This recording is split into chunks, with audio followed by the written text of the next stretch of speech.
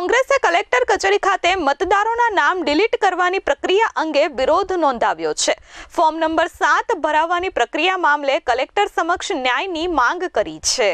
આ અંગે કોંગ્રેસ દ્વારા જણાવવામાં આવ્યું હતું કે કોંગ્રેસના પ્રભાવશાળી વિસ્તારોમાં ખાસ કરીને ફોર્મ નંબર 7 વાંધા અરજી ભરાવવામાં આવી છે। ભાજપ દ્વારા કોંગ્રેસના મતદારોના નામ મતદાર યાદીમાંથી ડિલીટ કરવાનો પ્રયાસ કરવામાં આવી રહ્યો હોવાનો ગંભીર આક્ષેપ કોંગ્રેસે કર્યો છે। તેમના જણાવ્યા મુજબ સુરત શહેરમાં અંદાજે 1 લાખ મતદારોના નામ કાઢી નાખવા માટે ફોર્મ નંબર 7 ભરવામાં આવ્યા છે, જ્યારે સમગ્ર જિલ્લામાં પણ લગભગ 50,000 જેટલા મતદારોને ડિલીટ કરવા માટે આવી અરજીઓ રજૂ કરવામાં આવી છે। આ તમામ ફોર્મ ભાજપના કાર્યકરો દ્વારા ખોટી રીતે ભરવામાં આવ્યા હોવાનો કોંગ્રેસનો દાવો છે। કોંગ્રેસે જિલ્લા કલેક્ટર સમક્ષ માંગ કરી હતી કે ફોર્મ નંબર 7 ભરનાર લોકો પાસેથી આધાર અને પુરાવા માંગવામાં આવે તથા ખોટી અરજીઓ કરનાર સામે તાત્કાલિક પોલીસમાં ફરિયાદ નોંધાવવામાં આવે।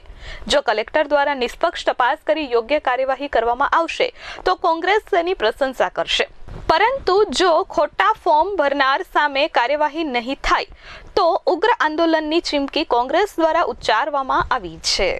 વિપુલ ઉદનાવાલા આજે છેલ્લા 2 મહિના થયા એસઆઈઆર જે ભારતીય ચૂંટણી પંચ છે તે એસઆઈઆર પદ્ધતિસર નવી મતદાર સુધારણા યાદી બનાવી રહી છે।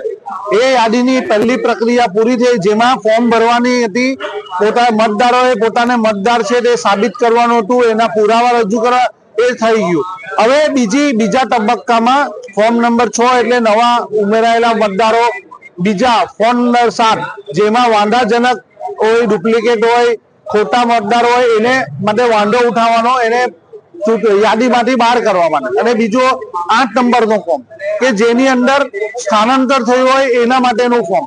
તો અત્યારે જે રીતે ભારતીય ચૂંટણી પંચનો ઉપયોગ ભારતીય જનતા પાર્ટી કે એટલે કે ભાજપના લોકો કરી રહ્યા છે, એ લોકો ફ્રોડ રીતે 7 નંબરનું ફોર્મ ખૂબ જ મોટા પ્રમાણમાં ભરાયું છે।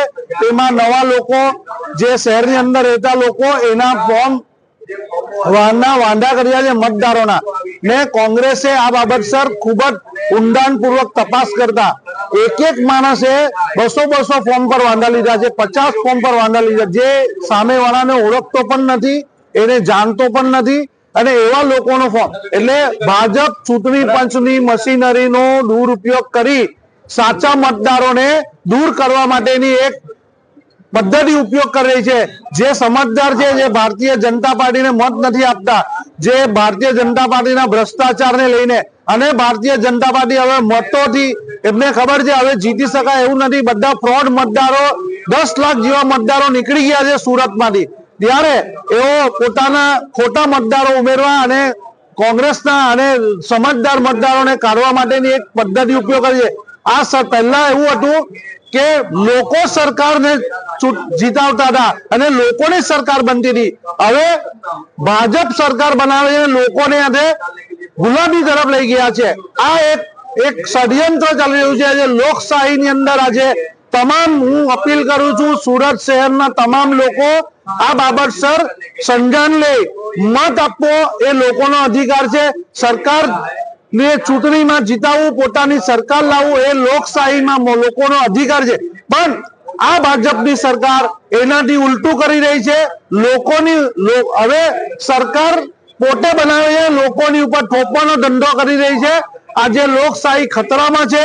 હું લોકોને અપીલ કરું છું, આપ અમારા આંદોલનમાં જોડાવ, સોશિયલ મીડિયાથી જોડાવ, અને કઈ પણ રીતે જોડાવ અને બહાર આવો, કારણ કે આ લોકશાહીની અંદર કોંગ્રેસ 70 વર્ષની અંદર લોકશાહીનું જતન કર્યું હતું, એ લોકશાહીને આ લોકો તોડવા માંગે છે, ગુલામી તરફ લઈ જવા માંગે છે। આ એક ઉદ્યોગપતિઓના હાથા બની અને ભારત દેશને વેચવાનું કામ કરી રહ્યા છે, તેની સામે કોંગ્રેસ આંદોલન કરી રહી છે।